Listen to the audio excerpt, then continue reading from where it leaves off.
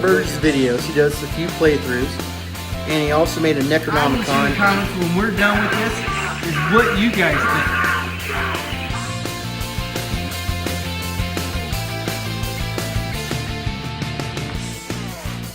So after a video, this is what I have to deal with out in my garage.